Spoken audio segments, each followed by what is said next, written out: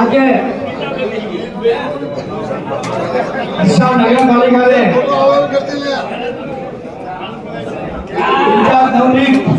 નગરપાલિકાના પ્રમુખ પદભાર સંભાળવા માટે અને ઉત્સાહ વધારવા માટે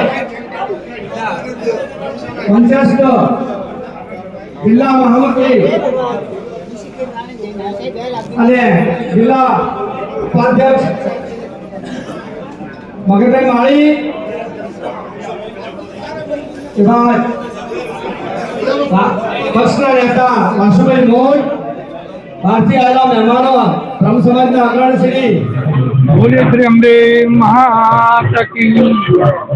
આજરોજ મને ડીસા નગરપાલિકાનો ઇન્ચાર્જ પ્રમુખ તરીકેનો જે ચાર્જ ભારતીય જનતા પાર્ટીનું જે પ્રદેશ મોવડી મંડળના અધ્યક્ષ શ્રી આર પટેલ સાહેબ, સંગઠન મંત્રી રત્નાકરજી, મહામંત્રી રજનીભાઈ, ઝોન પ્રભારી જયંતિભાઈ કાવડિયા અને અમારા જે રાજ્યના લોકપ્રિય સીએમ ભૂપેન્દ્રભાઈ પટેલ અને જિલ્લા અધ્યક્ષ કીર્તિસિંહ બાપુ અને જે ડીસાનું નામ ગુંજતું કરનાર પૂર્વ ડીસા નગરપાલિકા પ્રમુખ અને વર્તમાન ધારાસભ્ય શ્રી પ્રવીણભાઈ માળી અને જિલ્લાના મહામંત્રી કનુભાઈ વ્યાસ, સંજયભાઈ બ્રહ્મભટ્ટ, શ્રેયાંશભાઈ પ્રજાપતિ અને અમારી ટીમના વડીલ એવા મગનભાઈ માળી, પૂર્વ મહામંત્રી અમૃતભાઈ દવે અને ડીસા શહેરની તમામ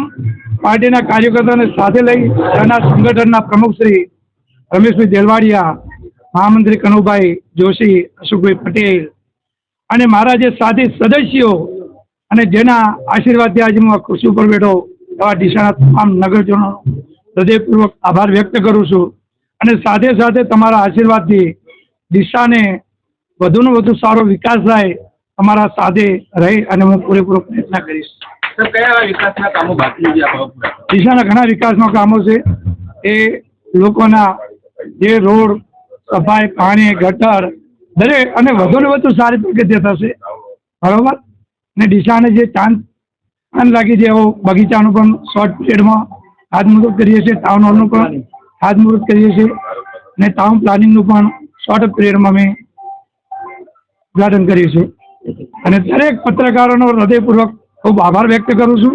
સત્યની સાથે રહેનાર દરેક પત્રકારોને જય અંબે, જય અંબે.